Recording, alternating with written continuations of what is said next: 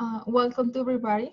In this meeting, we are with my classmates, Adrianna, Adhara, María, and me, Gabriela, when the purpose of discussing the reason that justify ordaining economic integration. Let's start with Adhara.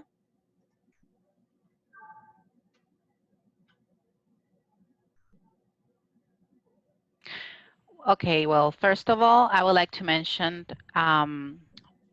why I justify economic integration. Like, there are many advantages and many reasons why. However, I'm just going to mention, for example, for the businesses, international economic cooperation opens up new opportunities. So what does this mean? That companies can hire foreign workers more easily, they can access funds from internal sources, and they can trade goods at lower costs. Additionally to this, they can also, set up the business in another state. Maybe it's easier for them and also less expensive. So a person can register the business in a member state with lower taxes and more affordable workforce compared to the home country. Okay.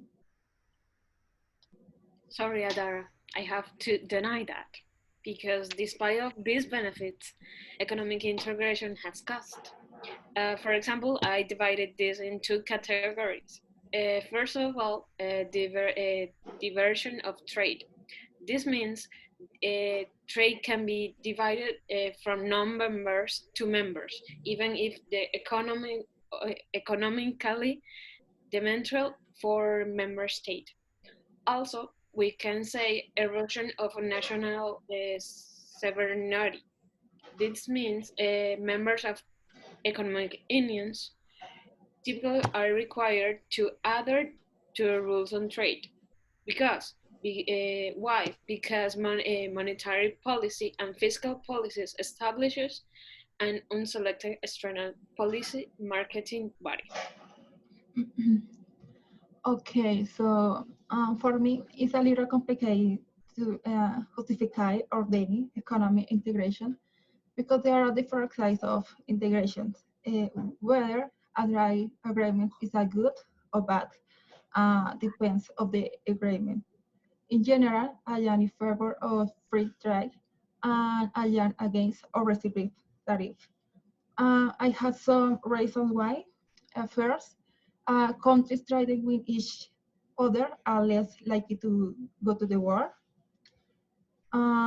Second, historical, free and open trade make economic grow up, prosperity increase. Three, even if there are labor disagreements due to free trade in long term, the benefits has promoted to overcome the difficulties. Well, after listening to your arguments, I think that it is clear that economic integration has benefited many countries, including us. Without free trade, we will not have such wide variety of markets, commodities, and opportunities to go abroad to study, and the amount of information we can get from around the world.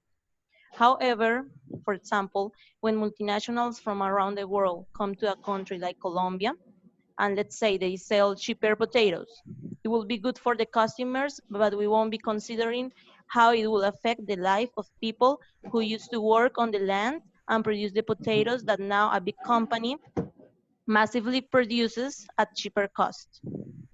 An enduring problem for the undoubtedly very sound arguments in favor of free trade is that its human cost has seldom been addressed with sufficient patience and ingenuity. The problems that people face have not been recognized for what they are, threats to the entire stability and moral dignity of a nation. Well, Maria Alejandra, you are right in several aspects. For example, when you say that it's, good for people to have the opportunity to study abroad, that's something that, we can see that as a benefit. However, I have to disagree with you because there are more benefits than disadvantages. especially for the consumers. You know, they benefit from economic integration as well. They can travel without the need of a visa or passport. They can relocate to other state countries and, you know, maybe find work more easily abroad. For example, the European Union citizens, they travel within the European Union using their national ID cards instead of the passports. They can also apply to jobs in higher paying European countries without having to obtain a visa sponsorship. And this means lower costs both for the employees and also for the employers. Another advantage I can see is like a um, relative state of peace and security with the economic integration. Why is this? Because, you know, states benefit from greater political cooperation. This results in more stability and also more peaceful conflict resolution. They can actually borrow, you know, and raise funds within, you know, that organization directly in the international capital market. So that allows a faster economic growth. In this particular, I want to mention a couple of changes that I've seen that had happened within the economic integration, you know, scenario. First of all, this economic integration is heavily influenced by the political climate. For example, let's take Brexit. You know, in 2016, the United Kingdom voted to leave the European Union, which, in my opinion, it's going to impact the United Kingdom trade and immigration as well. And those who voted for the Brexit, you know, the British exit, that's what short is, they feel that having a separate economy, it's going to strengthen the UK, and also it's going to allow for stronger immigration laws. And someone or the opponents for the Brexit say that leaving the European Union is going to make the economic trade more difficult for them. But then we will have to wait and see, because Brexit was effective by January 31st of 2020, and the actual impact will not be seen, at least in this present year, because of the transition period that is set to end apparently on December 31st of 2020. And they say that cities are not going to feel the difference for now, apparently. And the other change I noticed by doing my research was the NAFTA agreement between the United States, Canada, and Mexico. Now it's not called NAFTA. Now it's called the US, Mexico, and Canada Agreement. And they imposed tariffs on each other. For example, United States imposed tariffs on the other countries of steel and aluminum. And in return, Mexico imposed tariffs on the farm products and also the steel on the United States. So apparently this new agreement, it's including protection laws for, you know, workers' right and the environment. But again, we will have to wait and see, because even though they might seem that this is something to move forward, it can actually mean something for people to stay behind. You impress me. Okay, so my last deny, we can say, also a part of Alejandra said, economics and policy markers believe that economic integration leads to significant benefits. That's true, absolutely true. But many institutions attempt to measure the degree of economic integration across countries and regions. This methodology for measuring economic integration typically involves multiple economic indicators, including trade in goods and services, cross-border capital flows, and labor migration. At least, assessing economic integration also includes measures, a lot of measures, but we have this example of institutional comfort, such as membership in trade unions, they have a strength, and these institutions have to protect consumers and investor rights. So Adriana, girls, for me, it's important to look at all sides, the advantage and disadvantage.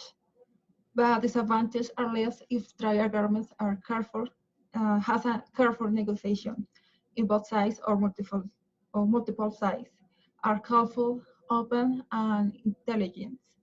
The disadvantage discourage and the professionalism increase. It's no parties and offer advantage. The agreement will be good for all the parts. Um, you know that always for have a good right that take a little time to negotiations. And it's clear that there are a political danger by making a mistake in a trader, but not only economic, will also affect society and cultural country.